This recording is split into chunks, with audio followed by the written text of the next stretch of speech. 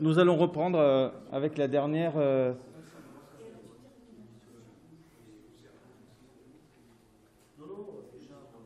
conférence de la journée.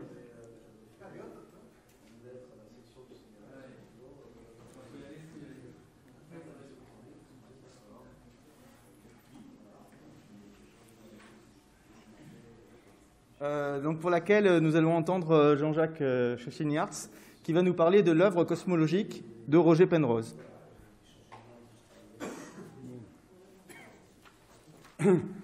Bon, merci pour cette invitation. J'ai beaucoup varié pour la préparation de cet exposé. Je voudrais insister donc sur ce qui, pour moi, fait l'originalité de Penrose en tant que telle. Et l'une de ces originalités, évidemment, c'est une prodigieuse inventivité mathématique. C'est avant tout un mathématicien créateur, un géomètre. Et je voudrais vous rendre sensible à cet aspect de son œuvre. Et du coup, je m'excuse auprès de Marc, parce que je n'avais pas prévu de parler des diagrammes conformes, mais j'en parlerai un peu, mais pas... et en plus, il a une méditation, physico-philosophique, sur laquelle je vais commencer. Alors, on pourrait dire que bien que ce soit pas forcément admis dans la communauté, on peut dire que le Penrose, c'est quelqu'un qui médite sur la notion d'entropie. C'est une profonde méditation sur l'entropie. Et ce que je vais développer, donc, c'est que cette méditation sur l'entropie, peu à peu, l'amène à une méditation cosmologique. Mais il est très difficile de séparer logiquement les deux aspects de cette pensée. Alors, évidemment, c'est une très grande richesse dont vous avez des instruments, des outils, des concepts cosmologiques très, très développés, mais on ne peut les comprendre que dans ce cadre qui n'est pas forcément admissible d'une réflexion sur l'entropie. Alors, donc, au centre de cette réflexion, il y a donc l'entropie d'une part. Alors, en définissant ceci de façon très simplifiée, comme toujours, c'est une quantité qui mesure le désordre d'un système physique, pris de façon très générale. Je vais petit à petit développer cet aspect. Et d'autre part, cette idée que cette quantité croît, et elle ne peut que croître.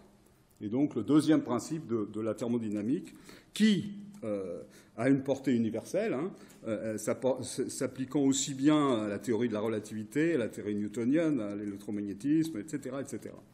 Donc, portée universelle du principe anthropique que je vais peu à peu développer. Donc, j'aurai une pédagogie un peu, je dirais, répétitive, ce qui vous permettra de décrocher sans problème au fur et à mesure que je vais développer, parce que je vais répéter beaucoup de choses, mais à chaque fois en ajoutant une précision.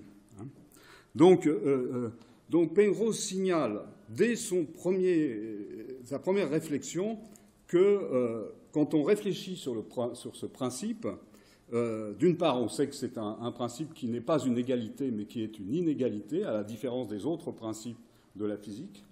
Et ceci parce que, d'autre part, c'est un principe asymétrique, alors que toute la physique est symétrique. Et c'est ce problème de la conciliation de ces deux aspects paradoxaux auquel il s'attaque. Donc, nous appliquons des mêmes raisonnements dans les deux directions du temps, futur et passé, et si on a un point X, je vais revenir dans une petite boîte V de l'espace de phase, je vais définir tout ça après, ce qu'il appelle maintenant. Nous examinons l'évolution du passé vers le passé antérieurement à maintenant. Nous trouverons une probabilité écrasante que X soit arrivé dans la boîte après avoir traversé les boîtes de plus en plus grandes à mesure que l'on remonte dans le temps vers le passé. Cela a pour conséquence qu'avant le maintenant, c'est l'inverse du second principe qui se serait appliqué avec une entropie croissante vers le passé, ce qui est en contradiction avec nos observations les plus élémentaires. Alors, je vais suivre donc cette logique de Penrose en insistant aussi sur un autre point, qui est un point, on peut dire, philosophique, mais toute la cosmologie repose sur ce point-là. C'est un interdit que Kant avait posé. On ne peut pas remonter, disait Kant, d'une situation physique locale à sa généralisation dans une cosmologie qui, pour Kant, dans son temps, n'était pas une science rationnelle. Alors, si on transgresse ce principe, c'est-à-dire qu'on remonte du cas physique local à la cosmologie, on devrait tomber dans ce que Kant appelle les illusions transcendantales, mais justement, c'est à quoi se livre Penrose, c'est à quoi se livrent les cosmologues.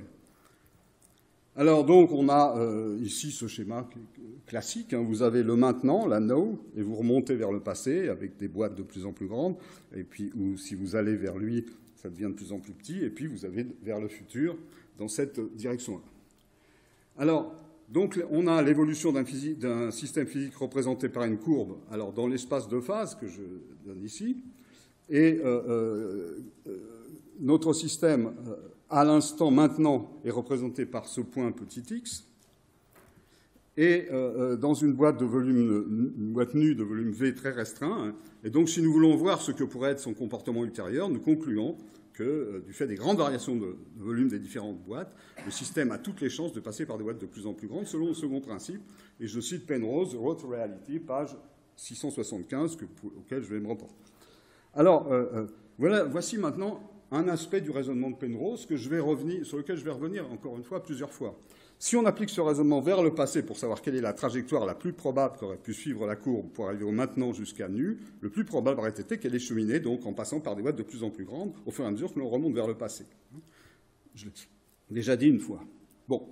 Et alors, la stratégie théorique de Penrose, ça va consister à construire une cosmologie en fonction de cette réflexion sur le second principe. Hein. Et donc, je vais du coup passer en revue certaines propriétés de la science cosmologique que je vais rappeler au fur et à mesure. Hein. Donc, la cosmologie, comme vous le savez, c'est une science du tout en tant que tout, hein, et c'est ce que Merleau sur laquelle il avait beaucoup insisté. Ce qui fait la spécificité, l'originalité de la cosmologie, c'est qu'elle considère qu'il y a un objet qui est le tout. Hein, et qu'on va pouvoir donner des propriétés à ce tout en tant que tout. Ça ne veut pas dire qu'on traite de tout, mais on traite du tout en tant que tout. Hein.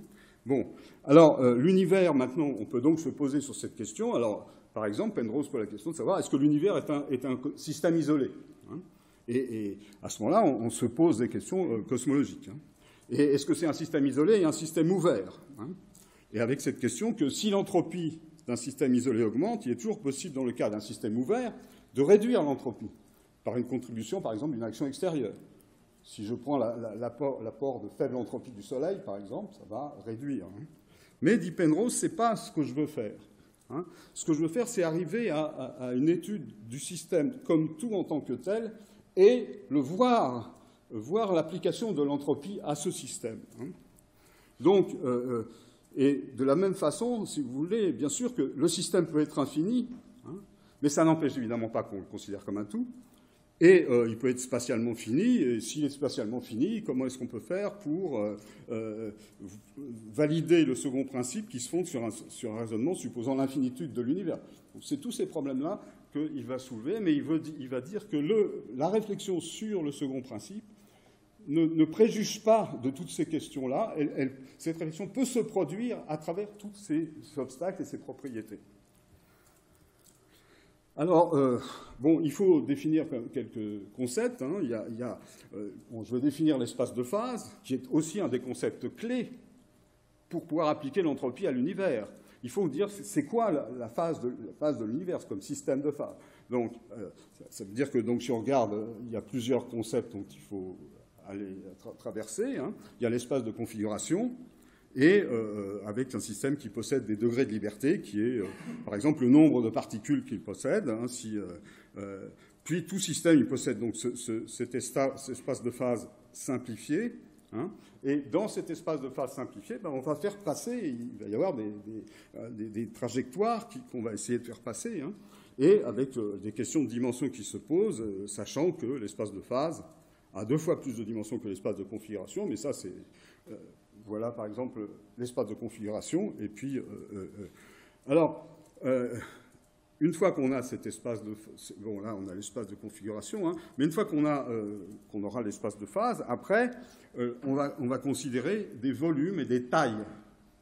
Et donc, le principe anthropique, bah, il va s'appliquer à des tailles, à des volumes. Hein. Et donc, on s'intéresse donc à l'équilibre anthropique de l'univers vu comme un tout, et plus particulièrement, on verra à l'entropie des trous noirs, mais on verra ça aussi en fonction des tailles.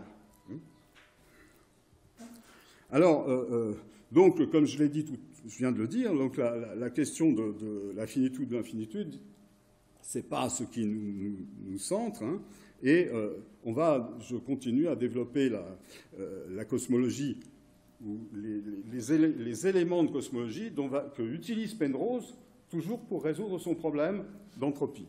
Hein. Alors, donc, il développe dans ses différents ouvrages une vision extrêmement pédagogique et vraiment profonde de la cosmologie et de la relativité, hein, qui répond au principe de covariance générale, hein, et avec ce fait que, bien sûr, comme vous savez, on va décrire l'évolution de l'univers, toujours sous cette entropie, hein, sans privilégier la coordonnée temporelle, hein, et donc, on a ces différents schémas qui ont déjà été évoqués largement ce matin et en partie hier. Hein, et il dit qu'à ce stade de sa réflexion, il lui suffit de dire que les modèles cosmologiques standards dont je vais reparler possèdent une coordonnée temporelle naturelle, et ça lui suffit pour poursuivre sa réflexion. Alors, la dimension de l'espace de phase est toujours... il va la poser comme une dimension infinie, mais encore une fois, ce n'est pas un problème. Hein. Et pour le volume de l'espace de phase qui vont être résolus avec d'autres théories, que Marc a évoquées, mais donc je ne vais pas entrer là-dedans, mais en particulier pour le cas de la théorie quantique des champs, hein, qui résout ces problèmes. Et il dit, là encore... ça ne préjuge en aucun cas, ne préempte ma réflexion sur l'entropie. Et il dit, nous ne disposons pas actuellement d'une théorie de la gravitation quantique, je peux quand même continuer ma réflexion. Alors, une remarque importante, toujours pour préciser tout ça, il est erroné, selon Penrose, d'attribuer l'accroissement de l'entropie à l'expansion de l'univers. Hein. Donc, c'est une erreur, dit-il, ça provient de l'attribution erronée d'un nombre de degrés de liberté relativement réduit à un univers plus petit, ce qui définit une sorte de plafond et d'enchaînement qui ferait qu'à chaque fois l'entropie croîtrait. Et là, non, c'est pas son problème. Et je développe pas trop, mais il dit que la notion de plafond d'entropie est inappropriée pour la réflexion qu'il est en train de mener. Alors... donc, si on utilise l'espace de phase, que j'ai noté comme l'UIPU, adapté pour la totalité de l'univers, le déplacement d'un point X le long d'une courbe xi de pi représente l'évolution de l'univers dans son ensemble. C'est l'avantage de l'espace de phase comme extraordinaire principe et graphe et géométrie pour décrire ces questions d'entropie et de système entropique. Alors, le point X traverse, comme on l'a vu, des boîtes de plus en plus grandes à mesure que T, la coordonnée temporelle, augmente. Hein, et tout ça, ça suffit pour continuer, encore une fois, cette réflexion. Alors, si je vais maintenant plus avant dans la cosmologie, comme Penrose. Donc, la question de l'entropie, dit-il, colossale, accessible à l'univers, demande d'explorer les données cosmologiques pour saisir la taille de la boîte B de l'espace des phases, correspondant au Big Bang, pour la comparer ensuite à la taille PU et le volume de la boîte nue d'aujourd'hui. Et donc, je note encore une fois, la logique des arguments, c'est la cosmologie et le résultat de sa réflexion sur le second principe, et là on est toujours en train, mais on est déjà passé à un niveau supérieur, quantitativement, on est déjà entré dans l'univers, si je puis dire. Hein. Alors je vous rappelle les modèles standards de la cosmologie, hein. Donc on a déjà rappelé tout cela avec la première découverte de Friedman, et puis la classe de modèles qu'a étudié Friedman, qu'on appelle les modèles FLRW. Hein. Et ça me permet quand même de vous montrer, voilà, des diagrammes de Penrose. Alors, j'ai pas... Bon, il faudrait faire des distinctions que fait Penrose, je ne peux pas les faire. Si vous voulez, il y a deux sortes de diagrammes conformes chez Penrose. Il y a les diagrammes schématiques, comme ceux-là. Vous avez des modèles d'univers. Alors, en haut, c'est sans constante cosmologique. Ensuite, en bas, c'est avec constante cosmologique. Donc, vous voyez, on peut voir géométriquement les différences. Hein. Et alors ça, c'est des diagrammes, on pourrait dire les diagrammes schématiques. Et puis, il y a les diagrammes conformes stricts que Marc a montré tout à l'heure. Alors, les diagrammes conformes stricts, il y a une codification très précise des objets, etc., la façon de décrire les singularités, de décrire les dimensions, etc. J'en parlerai peut-être encore par la suite. Alors, donc, on a vu, ces modèles sont homogènes et isotropes. Je ne reviens pas là-dessus puisqu'on en a beaucoup parlé. Hein, et donc, on a un groupe de symétrie transitif qui agit sur l'espace-temps, O3. Hein, et pour chaque membre d'une famille de 3 surfaces du genre espace, qui sont les 3 surfaces T indice T de l'espace au temps T donné. Hein, et ces hypothèses conviennent parfaitement à nos observations de distribution de matière à grande échelle, hein, et elles sont vérifiées. Donc, alors là, sur ce point, donc je voulais ajouter ce point même à la suite de ce qui a été dit ce matin, ça fait quand même grossièrement, mais simplement, de la cosmologie une science en un sens expérimental. Parce que tout ce qui est écart à l'uniformité, etc., au fur et à mesure qu'on porte aux observations, donc vous avez tous ces programmes énormes, Kobe, Boomerang, WMAP, etc. Hein, et selon ces programmes, l'isotropie est très bien vérifiée. Alors avec des conforts. Mais ça veut dire qu'on fait une sorte d'expérimentation observationnelle. Et donc, cette science est expérimentale en ce sens-là. Et on peut dire qu'elle est encore plus expérimentale, je peux dire, lorsqu'on a eu le fond diffus cosmologique, hein, qui est, là encore, un fait observationnel construit, et le flash du Big Bang avec ce rayonnement du fond de l'espace, qui est donc FDC. Donc, et qui, de ce point de vue, là encore, c'est vraiment au sens expérimental du terme, c'est une observation expérimentale qui réfute un système d'hypothèses, à savoir l'univers stationnaire. Donc, alors le second principe, donc, je vais ajouter quelques clarifications, je reviens à nouveau sur le concept d'entropie. Hein, et donc, le Penrose continue et dire que le problème de l'entropie, pour lui, doit être posé dans sa plus grande amplitude. Hein, et je vais donner encore quelques précisions. Hein. Donc, à chaque coordonnée de position pour chaque particule, bon, je vais vous... non, je ne l'ai pas là. Non, j'ai pas. On verra, on va le rencontrer en chemin. Hein. Chaque particule doit correspondre à une coordonnée de mouvement supplémentaire qui correspond au formalisme de Hamilton. Hein. Et c'est l'impulsion au moment cinétique dans le cadre des coordonnées angulaires qu'on doit utiliser pour décrire le mouvement. Donc, c'est-à-dire que l'impulsion, c'est masse fois vitesse. Et les mouvements de toutes les particules, je l'ai dit tout à l'heure, mais je le redis maintenant, qui composent notre système, tout comme leur position, sont encodés par la position d'un seul point petit p, hein, et ça correspond au schéma que je vous ai déjà montré. Mais alors c'est vraiment parce que, si vous voulez, l'espace de phase, on peut considérer que c'est un instrument absolument extraordinaire, conceptuel et géométrique, pour décrire l'évolution d'un système physique. Hein, Alors, là encore, donc, je donne la célèbre formule de Boltzmann que vous devez tous connaître, hein, qui donne... la formule mathématique de Boltzmann. Alors, ce qui est important, je n'ai pas le temps de revenir là-dessus, ce qui est important dans cette formule, c'est le logarithme. Et l'introduction du logarithme, ça permet des opérations mathématiques, ça permet de faire des sommes, hein, et d'avoir des résultats, on passe d'un produit à la somme, et ça, c'est tout à fait important pour avoir un principe d'additivité sur le... Et donc, du point de vue de l'exactitude proprement dite, on a la constante de Boltzmann, dont je donne une formule ici, qui est... Alors, ces précisions, bon, c'est pas tout à fait, comment vous dire, c'est important comme information générale. Mais ce qui est important, si vous voulez, c'est que l'argumentation de Penrose va être une argumentation qui est aussi fondée calculatoirement. Hein. Et pour montrer que c'est calculatoire, bon, voilà en particulier ce principe. Alors, maintenant, qu'est-ce que c'est que l'état de faible entropie?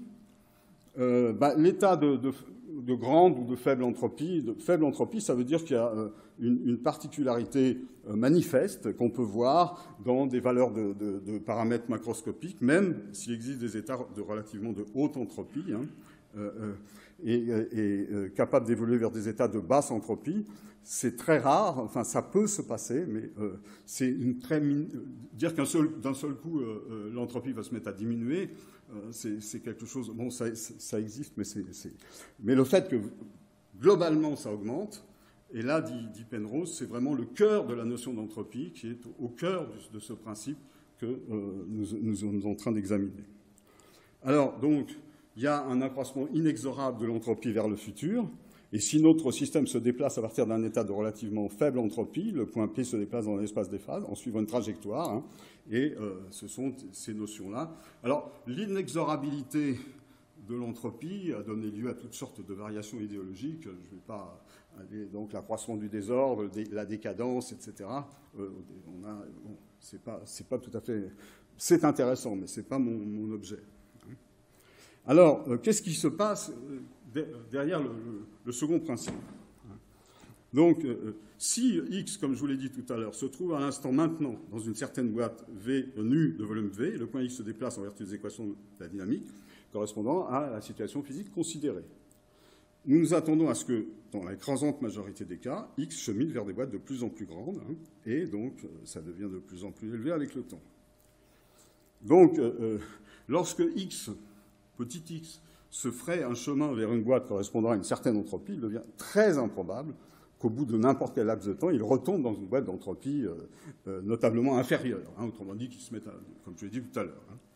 Et tout ça, c'est à cause de la formule logarithmique de Boltzmann et la petitesse de la constante et de la constante K avec ses particularités. Donc là, j'ai donné quelques exemples.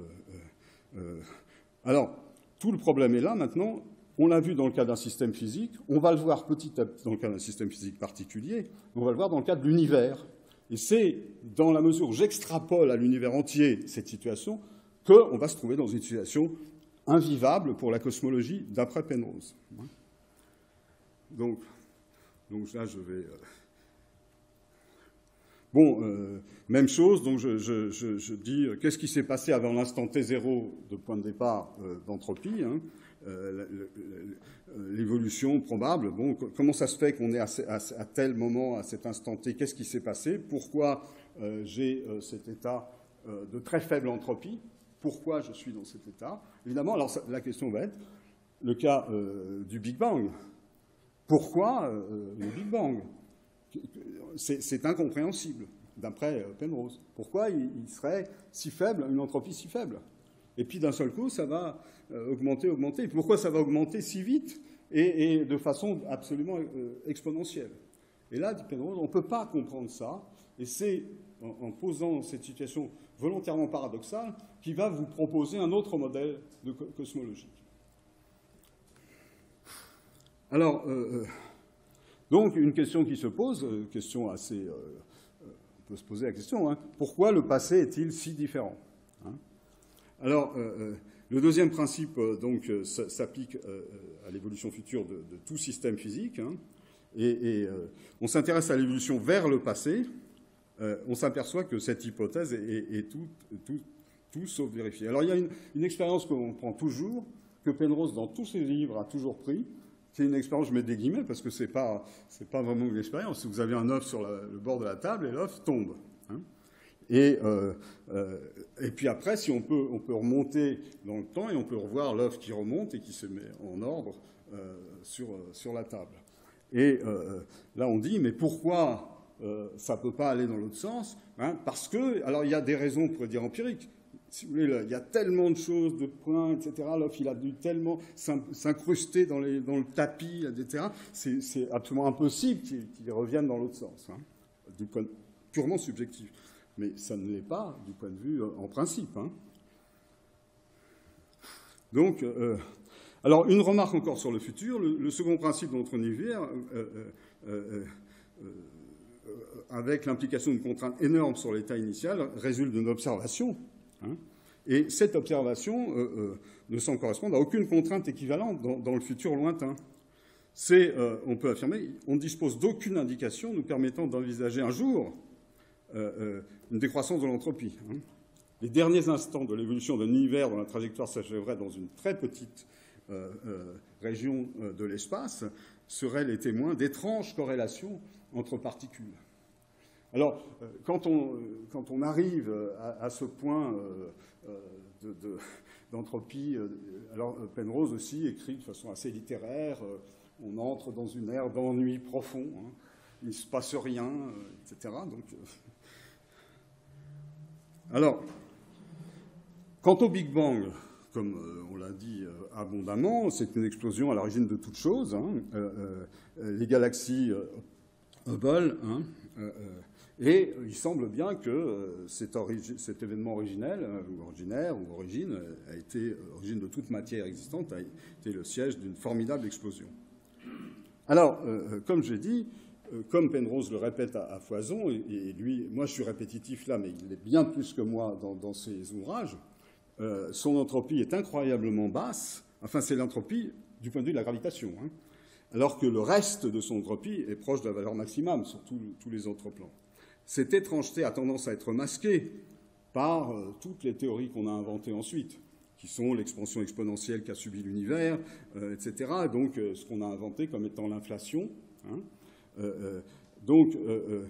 et selon Penrose, toujours, l'idée selon laquelle l'uniformité de l'univers que nous observons aujourd'hui résulte de processus physiques s'étant produits aux premiers instants de l'évolution, et voilà, il dit « j'y crois pas ».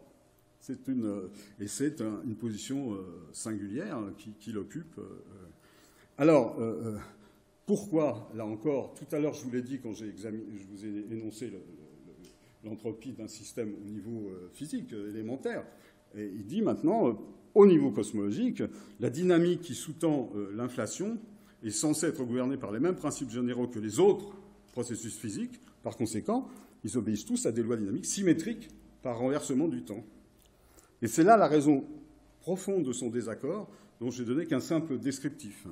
Au cours de ce processus inflationniste, alors il suppose qu'il va accepter l'inflation, mais vous savez que Penrose refuse l'inflation, et pour d'autres raisons générales, il refuse l'inflation parce qu'il dit, bon, c'est une théorie ad hoc qu'on ne peut pas admettre, mais supposons, dit que c'est destiné à combler un vide, il faut trouver une accélération, hein, et il dit, bon, c'est l'analogue d'une transition de phase entre solide et liquide, hein, par exemple, hein, et donc il doit s'accompagner d'un accroissement d'entropie. Hein, mais l'incorporation d'un champ d'inflation dans la dynamique de l'univers, alors là, indépendamment du fait qu'on soit d'accord ou en désaccord avec Penrose, il dit, mais de toute façon, incorporer ce champ d'inflation dans la dynamique de l'univers, c'est un mystère. Hein, et on ne voit pas pourquoi il y a cette faiblesse entropique qui est un déficit de l'excitation des degrés de liberté gravitationnelle, hein, et qui est aussi loin des autres niveaux atteints en degrés de liberté. Hein. Alors, là encore, je vais peut-être là aussi sauter par-dessus tout ça, parce que vous savez tout ça. Hein. L'espace-temps, cône de lumière métrique et géométrie conforme, à laquelle vient d'écrire quelques propriétés, Marc vient de le faire, donc c'est peut-être pas la peine que je m'attache là-dessus. Hein.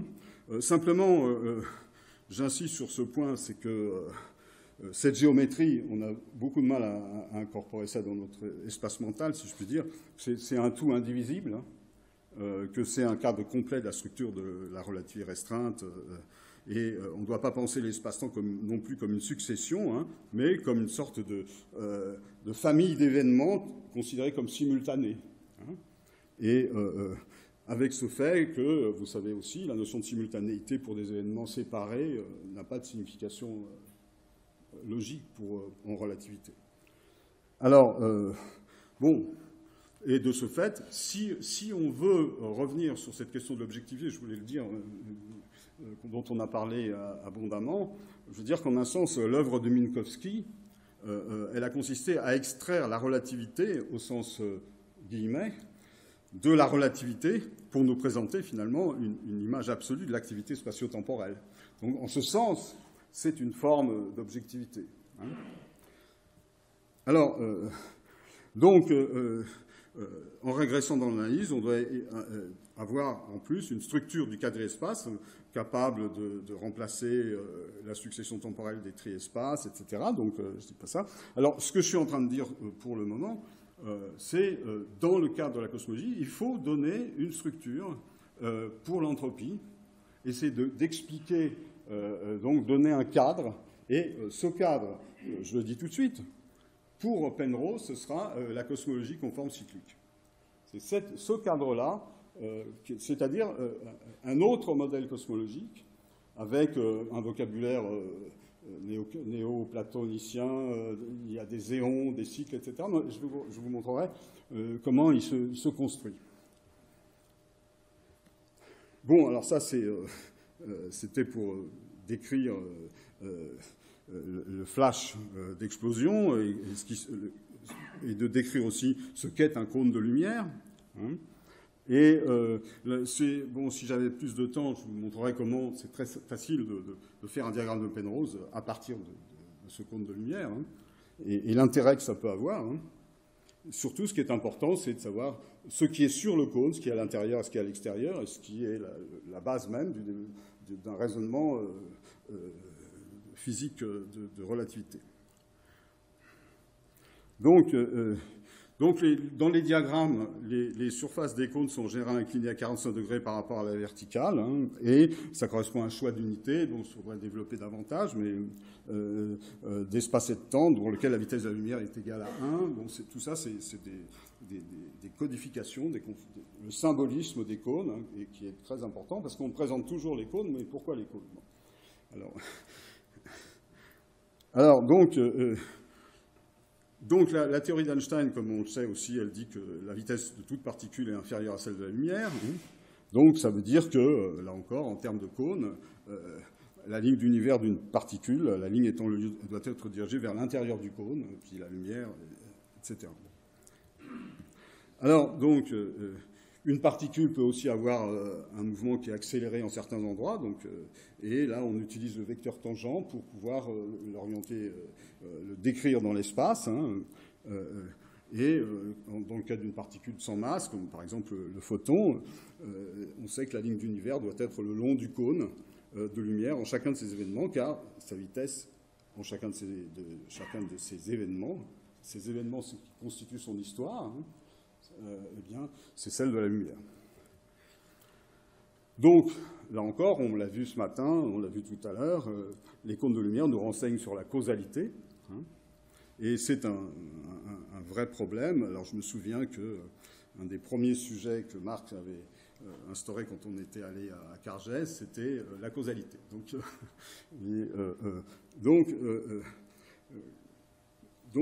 Mais ce qui est important, là encore, c'est que, on le remarque peut-être pas souvent, c'est que d'abord, il faut pouvoir séparer le passé et le futur, ce qui n'est pas absolument évident, et la terminologie de l'enchaînement causal établit une influence dans la direction passé-futur. Alors, la géométrie de l'espace M, qui est l'espace Minkowski, est complètement uniforme. Et cette uniformité se perd quand on passe à la relativité générale. Alors j'en profite pour dire, mais comme tout à l'heure Marc en a parlé, j'ai un tout petit peu de temps, je ne suis pas... si vous voulez, dans la géométrie de Penrose, pour bien comprendre sa réflexion de mathématicien, il y a deux opérations centrales qui sont, parce que c'est un géomètre complexe, la géométrie complexe. Donc, la première opération, c'est la complexification. C'est-à-dire qu'il faut complexifier l'espace. Donc, vous avez Minkowski réel, il faut le complexifier. Alors, qu'est-ce qu'on fait? C'est qu'on prend Rn plus I, Rn, et on a beaucoup plus de liberté, de flexibilité. Ça, c'est une première chose. La deuxième chose, c'est qu'on va compactifier cet espace. Et c'est ça qui est le plus difficile à comprendre. Parce que, si vous voulez, quand vous avez affaire en géométrie complexe au plan C, vous allez le compactifier, vous rajoutez un point à l'infini. Et c'est pas d'ailleurs, je dis c'est évident, c'est pas du tout évident, on rajoute un point à l'infini. Ce qui veut dire qu'on va avoir un isomorphisme entre un cercle, si vous voulez, et une droite dans le cas réel, par exemple. Mais ce qui est plus compliqué dans Minkowski, c'est que vous êtes dans C3 complexe. Et donc, comment faire pour... qu'est-ce que vous allez rajouter à l'infini? Ce que vous allez rajouter, justement, c'est des cônes. Les cônes vont être rajoutés. Vous avez des cônes à l'infini, mais ces cônes que vous rajoutez à l'infini, ils jouent exactement le rôle des points que vous rajoutez quand vous êtes en dimension complexe 1. Mais après, il faut pouvoir manipuler toutes ces choses-là. Et si vous avez des cônes ici, puis des cônes en bas, c'est bien pire après parce que vous pouvez aussi les identifier. Et alors ça devient plus... C'est ce que fait Penrose. Donc, vous avez ici, j'ai fait le dessin que j'ai repris, des cônes dans le cas restreint et puis dans le cas où il y a une accélération. Alors, voilà un diagramme typique, diagramme au sens général, schématique. Ce n'est pas un diagramme strict de la formation d'un trou noir d'après Penrose. Alors, vous voyez, si on le garde bien en tête, vous voyez où sont situés les cônes de l'horizon, vous voyez où se situe la singularité, et vous voyez comme un effondrement de matière qui est décrit ici. Et, alors ce qui est très... moi, c'est ce qui m'intéresse, mais peut-être que pour les vrais cosmologues, les vrais physiciens, c'est une banalité. Ce qui est fondamental, c'est le fait qu'il y a cette instabilité de la gravitation. Et Penrose a toujours réfléchi sur la gravitation de ce point de vue. Et sur le fait qu'elle est aussi, finalement, de toutes les forces fondamentales, elle est à la fois universelle, mais en fait, elle est très restreinte, comme si on regarde dans le cas d'autres champs disciplinaires de la physique. Donc, et c'est ça qui l'intéresse, à la fois, comment on dirait, l'universalité, gravitation universelle, et son instabilité. Et c'est en réfléchissant sur cette instabilité qu'il a approfondi, dans sa réflexion avec Hawking, la théorie des trous noirs, et qu'il a fait ses fameux théorèmes de singularité. Alors, donc, le diagramme d'espace-temps de la formation d'un trou noir, ici, donc qui est là, si on l'a bien en tête, la matière s'effondre sur elle-même, traverse une trois surfaces, qui deviendra ensuite l'horizon absolu. Là encore, Marc a écrit pas mal de choses sur l'horizon. Ils ont fait des choses avec Jean-Pierre, Luminet, etc. L'horizon, c'est aussi un concept assez compliqué parce qu'il y a plusieurs sortes d'horizons. Il y a l'horizon des événements, il y a l'horizon cosmologique. Mais là, on peut simplement dire c'est l'horizon absolu, quoi. Il n'y a aucune matière, aucun signal qui ne peut s'échapper du trou noir après sa formation. Et on voit que des cônes de lumière sont tangents à l'horizon et laissent passer matière et signaux vers l'intérieur, mais pas vers l'extérieur. Un observateur externe ne peut donc pas voir à l'intérieur du trou noir. Et ce qui était très bien dans l'exposition qu'ils ont faite à la BNF des trous noirs, c'est qu'ils ont fait une expérience de pensée qui consistait à faire descendre quelqu'un dans un trou noir et montrer tout ce qu'il pouvait. Alors évidemment, c'est typiquement une expérience de pensée. On ne peut pas faire plus de pensée que cette expérience. Alors, ce qui est remarquable aussi, c'est que le trou noir, donc c'est le sort réservé à tout grand corps massif arrivé à un certain stade de son division, tel que ces forces d'oppression qui empêchent l'effondrement, donc ces forces ne suffisent plus à l'implacable attraction de la propre influence gravitationnelle, donc on sait qu'un tel effondrement gravitationnel, ça se produit pour des étoiles dont la masse vaut 10 fois la masse du Soleil, arrivant à l'épuisement de ses ressources énergétiques. Elle commence à se refroidir, elle ne parvient plus à maintenir la pression pour éviter l'effondrement. Et tous ces grands théorèmes sont construits là-dessus. Donc je renvoie aux exposés Marc et Jean-Pierre Luminet. Alors... Donc, l'origine de tout ça, en particulier, c'est les travaux de Chandrasekhar, hein, déjà depuis bien longtemps, avec cette question, comment il s'appelait notre ami qui fait de l'histoire de la physique, qui dit qu'il y a déjà des trous noirs au XVIIIe siècle. Comment il s'appelle? Eisenstedt, ouais. Mais là, on ne peut pas parler de trous noirs, parce que pour qu'il y ait, en ce sens, il faut qu'il y ait la relativité pour vraiment... sinon, c'est... Parce qu'il faut qu'il y a des questions de vitesse de la lumière que les gens du XVIIIe ne pouvaient pas connaître. Alors, quand ça, c'est très, très remarquable. Hein, bon, on en a dit beaucoup de choses, que quand le trou noir se forme, il y a une explosion avec supernova, hein, et avec ce fait qu'il y a une luminosité absolument énorme, gigantesque de ces supernovas, qui peut être même supérieure à celle de leur galaxie hôtesse. Hein. Donc, c'est quelque chose... Bon. Alors, donc le diagramme que j'ai reproduit, donc ça, on voit que le trou noir se forme, hein, et donc il y a un diagramme qui décrit en fait une solution de Schwarzschild de l'équation d'Einstein, hein, et on a ces calculs sur lesquels je ne m'attarde pas. Donc, si je reviens au diagramme de FLRW, l'univers part d'une singularité, Big Bang, courbure de l'espace-temps qui est infinie. Il croît ensuite rapidement et son expansion dépend de la valeur de K, c'est-à-dire de la courbure. Hein. Et on a, selon que K vaut 0, que K est positif ou K négatif, hein, la manière dont se produit tout ça. Alors c'est important parce que justement, c'est en insérant sa réflexion sur ces modèles cosmologiques standards que Penrose vous proposera sa cosmologie, sa CCC, cosmologie conforme cyclique.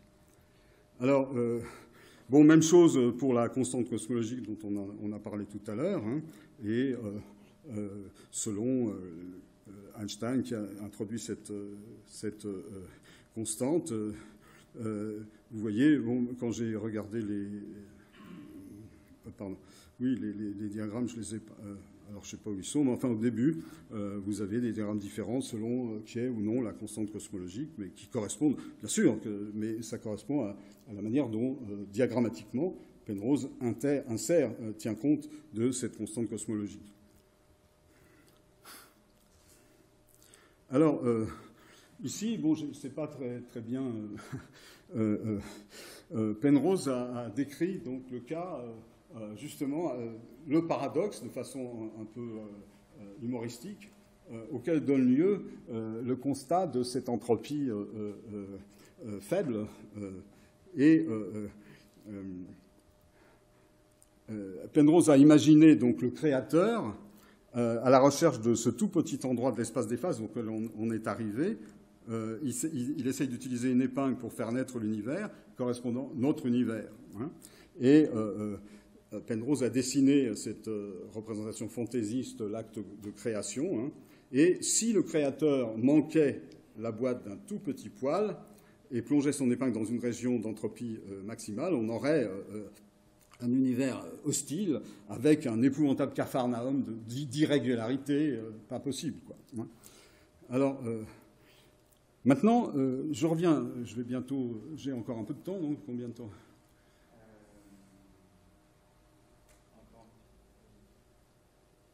J'ai pas besoin de beaucoup de temps. Hein.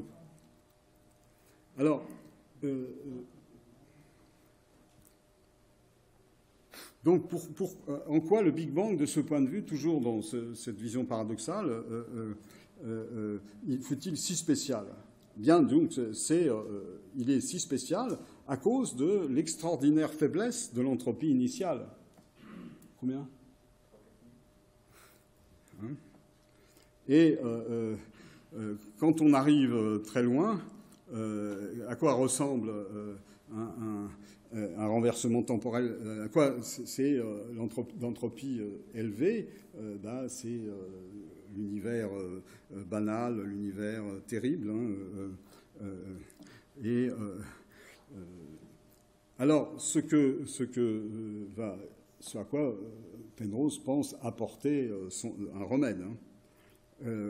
Alors là encore, il y a tous ces théorèmes dont Alors donc, il s'agit de donner à notre second principe un cadre cosmologique rigoureux, donc qui dit que l'entropie de notre univers, ou de l'éon courant, c'est-à-dire la période, le cycle dans lequel nous trouvons de ce schéma général sur lequel je vais revenir tout de suite, s'accroît de façon considérable depuis l'univers primordial jusqu'au futur lointain. Et les deux extrêmes, ils devraient être similaires. Il va essayer de raccorder ce qui serait un Big Crunch avec un Big Bang. Hein. Donc, alors j'y vais. Donc, il s'agit donc de concilier ces deux faits contradictoires et paradoxaux, hein. C'est-à-dire la faiblesse de l'entropie initiale, l'extraordinaire grandeur de cette entropie, et puis ce qui se passe dans le futur lointain. Comment faire pour concilier ces deux aspects conceptuellement étonnants selon sa présentation. Donc, est-ce que moi j'ai une question? On est dans l'optique d'un univers qui se recontracte? Oui, ça pourrait être un univers qui se recontracte. Alors, je vais aller, bon. Donc, on peut supposer au départ que l'univers primordial était dans un état gouverné par la physique invariante conforme au départ, hein, jusqu'à à peu près à 10-32. C'est là que les gens ont essayé d'introduire l'inflation. Hein. Mais on peut supposer aussi qu'en étirant de façon conforme, et c'est là que Penrose intervient, en étirant de façon conforme l'univers initial, son état initial, et en l'étirant du côté du passé, et de la même façon en essayant de construire aussi un pont entre les deux, entre le passé, c'est-à-dire quelque chose qu'il appelle un état de pré-Big Bang. Et puis on a au Big Bang, et ensuite on a un nouveau cycle qui va se faire, et ça va recommencer comme ça indéfiniment. Donc, à l'autre extrémité de l'échelle des temps, c'est-à-dire futur, on a un univers de Sitter en expansion exponentielle, hein, et on peut compresser de façon conforme l'avenir lointain pour aboutir à un état régulier qui serait très semblable à celui obtenu en étirant de manière conforme la situation proche du Big Bang. C'est-à-dire on va contracter du côté futur de manière à se trouver dans un état qui est assez proche de ce que pourrait être l'étirement du pré-Big Bang. Alors évidemment, c'est très spéculatif, hein, comme position, extrêmement spéculatif. Ça résout un certain nombre de problèmes, ça en ouvre énormément d'autres. Hein, et donc, je voudrais simplement dire que Penrose n'ignore pas ces problèmes et qu'il s'est entouré de collaborateurs, donc de deux mathématiciens importants. Il y a donc son collègue Todd et puis son autre collègue Helmut Friedrich, qui lui ont fourni, pour ça que c'est des théorèmes de prolongement. Des théorèmes de prolongement issus de la géométrie complexe, alors des théorèmes de prolongement, et si bien que ces théorèmes de prolongement s'appliqueraient sur cette surface qui concilie deux cycles, hein, une surface intermédiaire, et sur cette surface intermédiaire, il fait jouer donc ces théorèmes de géométrie complexe, et puis ça va continuer comme ça indéfiniment. Alors, donc je vais aller sur le... Bon, il utilise des arguments Alors, donc vous savez aussi que on ne peut pas comprendre non plus... Alors, Penrose a eu le prix Nobel pour ses découvertes et son importance dans la théorie des trous noirs. Mais, il n'y a pas même, je veux dire, mais on ne peut pas comprendre les trous noirs sans être dans cette logique de cette recherche cosmologique et de l'entropie. Hein. pour Penrose. Alors on peut faire une théorie autonome des trous noirs, ce que Marc a fait avec Jean-Pierre, etc., sur les trous noirs, mais ceci s'installe dans une réflexion générale de Penrose, cette réflexion cosmologique. Et donc, vous savez que les trous noirs, d'ailleurs, du point de vue expérimental, c'est aussi une expérience, la fusion de deux trous noirs. Il y a eu à l'APC quelqu'un qui a travaillé, Matteo, je ne sais plus comment, là, qui a pu nous faire une théorie de la fusion de deux trous noirs. Et avec cette hypothèse de Hawking, c'est que les trous noirs finissent par se dévorer les uns les autres, et à la fin, c'est la théorie de l'évaporation des trous noirs, ce qu'il appelle le pop final. Donc c'est le pop ultime mais, dit Penrose, après ça va continuer, c'est pas grave, parce que on va pouvoir passer à un néon successif. Hein. Donc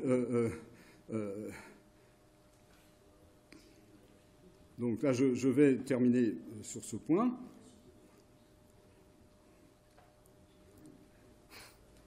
Bon, il y a plein de choses que je suis obligé de sauter. Je voulais justement aller pour présenter. Voilà. Donc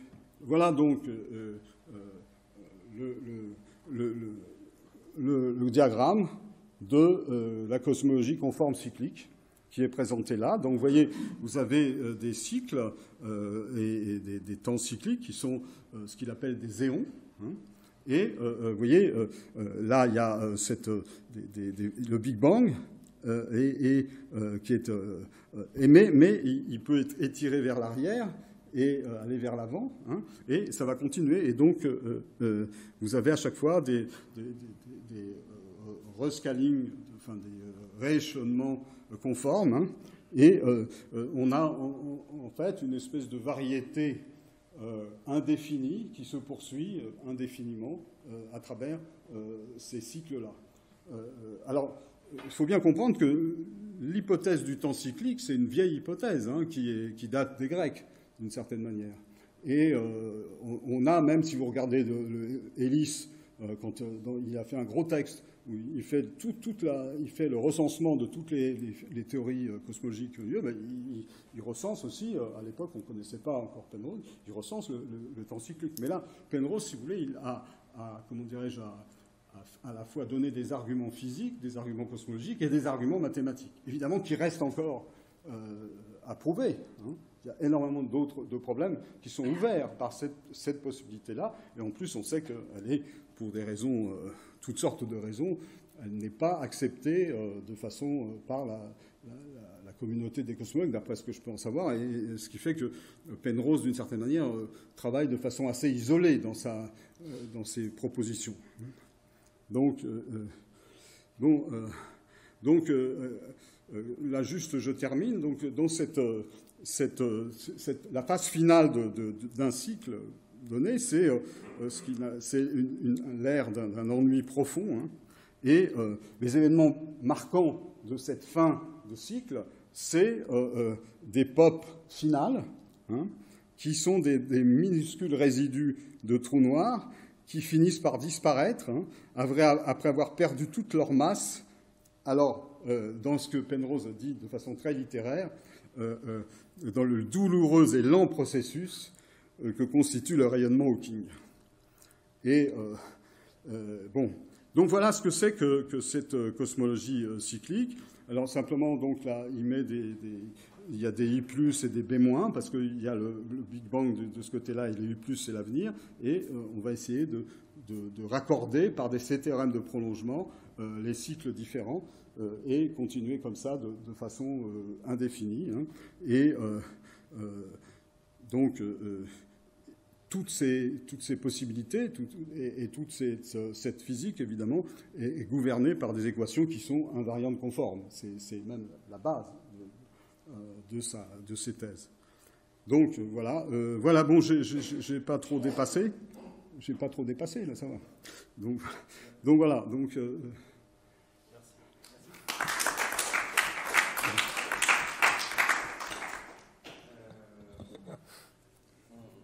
On a dépassé globalement sur toute la famille. Alors peut-être prendre juste une ou deux questions et puis ensuite poursuivre en dehors du lieu les discussions. Oui, oui, je regarde. Jusqu'à présent, je regardais, mais il n'y en avait pas pour l'instant. Donc, merci beaucoup. C'était très intéressant. Je suis tout à fait d'accord avec l'idée que la cosmologie de Penrose, elle est vraiment fondée sur le deuxième principe de thermodynamique. Et du coup, il me semble qu'en fait, ces objections contre la théorie de l'inflation, elles sont tout à fait justes. Enfin, elles sont tout à fait oui, correctes. alors elle aggrave le problème, même la théorie de l'inflation, en fait. J'ai pas dit l'inflation, il la met dans le pré-Big Bang. Donc il n'a pas besoin de l'inflation. Oui, voilà, lui, il s'en passe, quoi. Mais moi, ce que je comprends pas, c'est pourquoi est-ce que la communauté des cosmologistes réagit finalement assez peu à ces critiques-là, alors que est-ce que c'est parce que, de manière générale, les cosmologistes considèrent qu'on ne peut pas extrapoler le second principe de thermodynamique, ou est-ce que c'est des raisons peut-être strictement sociologiques? J'ai beaucoup simplifié les choses et, comment dire, je ne suis pas sûr, mais là, c'est vraiment à la limite de mon savoir, hein, je ne suis pas sûr que comment dirais-je, que Penrose soit orthodoxe, même du point de vue de l'interprétation du second principe. Mais j'en sais pas assez pour j'ai l'impression qu'il faudrait, si vous voulez, que le passage, l'extrapolation de la question du second principe à la cosmologie doit certainement poser problème.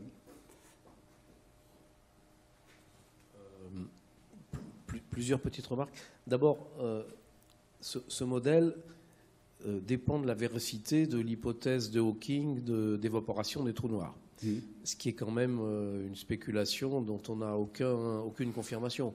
C'est une idée qui plaît beaucoup aux gens, mais c'est quand même fondé sur une espèce d'adaptation de la théorie quantique des champs en espace-temps courbe.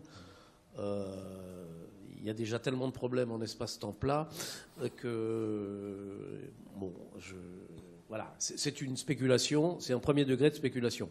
Mais admettons ça, on sait qu'il y a un problème d'entropie des trous noirs, c'est-à-dire est-ce que l'énorme entropie du trou noir se retrouve ou non dans le rayonnement de Hawking s'il existe? C'est une question qui est non résolue et à propos de laquelle il y a beaucoup de débats qui ont été très médiatisés, mais qui n'est toujours pas résolu. Et donc, si tu veux faire un bilan d'entropie de l'univers, ça va évidemment jouer. Donc, c'est un deuxième degré, si tu veux, de spéculation. Par ailleurs, moi, j'avais regardé quand même l'évolution de l'entropie dans l'univers. En fait, l'entropie de l'univers, à part les trous noirs dont on ne connaît pas l'abondance aujourd'hui, mais elle est complètement dominée par le fond diffus cosmologique. C'est-à-dire que de manière covariante, commobile, je veux dire, l'entropie de l'univers, elle augmente un tout petit peu, mais elle est quasiment constante depuis le Big Bang jusqu'à aujourd'hui. C'est-à-dire, pour le dire autrement, l'expansion de l'univers est toujours considérée comme un processus adiabatique, à tel point que, par exemple, on calcule l'abondance des neutrinos cosmologiques par un raisonnement qui suppose complètement que tout est adiabatique dans l'expansion de l'univers. Donc, j'ai du mal à imaginer comment on pourrait, premièrement, avoir une augmentation significative de l'entropie, et deuxièmement, comment on peut faire un raisonnement anthropique pertinent sur l'univers, alors que, si tu veux, j'ai l'impression que toute analyse de l'expansion cosmique et de l'évolution de l'univers en termes d'entropie ne mène absolument à rien, parce que justement cette entropie est tellement constante. C'est-à-dire toute la formation des étoiles, des planètes, des galaxies, qui à notre échelle représente beaucoup d'entropie, à l'échelle de l'univers c'est 10-8, quelque chose comme ça. Donc, en fait, l'entropie de l'univers, c'est l'exponentielle du nombre de photons. Et quoi qu'il arrive, ce nombre change très peu. Donc, je vois pas oui, très... mais le cas du Big Bang. qui est Le Big une Bang entropie même, très faible, une très faible entropie, du point de vue gravitationnel. Hein. Oui, mais l'entropie gravitationnelle, on ne sait pas ce que c'est. À part celle des trous noirs, dont encore une fois, on fait une assimilation qui est, à mon avis, tout à fait légitime, qui a des bonnes raisons de la faire, et dire que l'entropie du champ gravitationnel, on ne la connaît pas, on ne sait pas la définir. Et justement, il a été proposé que ça soit lié au tenseur de Weyl, mais l'entropie est censée être une grandeur scalaire, alors que le tenseur de Weyl, c'est quelque chose qui est tensoriel, évidemment. Mais il y a un autre point, c'est que l'entropie d'un système, ça n'existe pas. Ce qui existe, c'est l'entropie d'un système du point de vue d'un certain observateur. Mmh. C'est-à-dire, si moi je regarde ce verre d'eau, je vais lui associer une entropie. Toi, tu regardes le même verre d'eau, mais tu sais qu'il est un peu plus chaud en bas qu'en haut parce qu'il vient d'être chauffé, tu ne vas pas lui associer la même entropie. Donc, l'entropie d'un système, c'est la quantité d'informations qui manque à l'observateur pour le décrire complètement. Et donc, dans le cas du système solaire, c'est pareil, je veux dire, peu importe. Le Soleil lui-même. Mais bien sûr, mais parce que c'est l'entropie de la chaleur. La chaleur, c'est une forme d'énergie, donc que tu ne sais pas exploiter. Pourquoi ? Par exemple, quand tu as un moteur à explosion, l'amélioration des moteurs à explosion qui consiste à dessiner la chambre de combustion de manière à ce que le gaz, l'étincelle se produise au bon endroit, tout ça, c'est lutter contre le deuxième principe, et c'est finalement avoir une meilleure connaissance de la manière dont le gaz va être réparti. C'est exactement ça, c'est de l'information. Donc l'entropie, ça n'est rien d'autre que l'information que tu as sur un système. Donc j'ai du mal à comprendre comment un raisonnement basé sur l'entropie en cosmologie, alors que la notion d'observateur, elle est un peu écartée dans ce cas-là, pourrait amener à de la cosmologie. C'est ça qui personnellement, moi, ne me plaît guère chez Penrose, et je pense que c'est une des raisons pour lesquelles ça n'a pas de succès, parce que, je répète, l'introduction de la notion d'entropie en cosmologie, je pense qu'elle ne s'est jamais montrée pertinente, et j'ai pas regardé à fond, mais je n'ai pas vu comment ici elle devient davantage pertinente. D'abord, c'est encore une fois l'entropie, c'est l'entropie du point de vue d'un observateur. Donc, quel observateur et est-ce que c'est l'entropie de l'univers ou l'entropie de la partie observable de l'univers? Est-ce que c'est une entropie qui inclut une composante gravitationnelle, même hors des trous noirs? Je ne sais pas. Pour lui, c'est l'entropie de l'univers. Donc, oui, mais de quel univers? Si l'univers est infini, par exemple, son entropie est infinie et elle reste infinie. Donc, tu ne peux pas parler... Je ne sais pas. Pour moi, ce n'est pas bien défini. Je propose de prendre une dernière réaction et puis ensuite de poursuivre en dehors du lieu. Je peux peut-être amener quelques éléments de réponse là-bas. Jean-Jacques aussi. Bon, pour l'entropie, effectivement, le mot, on ne peut pas le dissocier du contexte dans lequel on le définit. L'entropie à l'informatique, l'entropie en codage, etc. Bon, vous savez tout ça. Maintenant, en cosmologie, pour pouvoir définir l'entropie, il faut définir, vu qu'on fait de la relativité générale, il faut définir ce qu'est la thermodynamique, ou plutôt un équilibre thermodynamique en relativité générale. Et ça, Souriau l'a fait. Et dans ce cadre-là, il a défini l'entropie, la densité des photons. La densité des photons. Ah, excuse-moi. Oui, on n'entend pas. D'accord. Alors je disais, non, je m'entends. Ok. Alors je répète. Alors le mot entropie, on ne peut pas le dissocier du contexte dans lequel on l'utilise. Je disais, exemple, en informatique ou bien en codage, l'entropie, on sait ce que c'est, et ce n'est pas en fait le log, c'est plutôt le produit d'une quantité avec le log de cette quantité. Parce que ça a des propriétés particulières qui peuvent effectivement donner de l'information sur beaucoup de choses. Alors, en relativité générale, ou plutôt pour décrire l'univers, Souriau, dans ses principes de relativité générale, il a défini ce qu'est l'équilibre, l'état d'équilibre. Et par voie de conséquence, il a aussi défini ce qu'est l'entropie. Et l'entropie, c'est la densité des photons de l'univers que l'on décrit dans le modèle de Friedman. Donc là, Je réponds effectivement à une question que Marc s'est posée et qui est bien, et la réponse elle est claire. Voilà, c'est tout.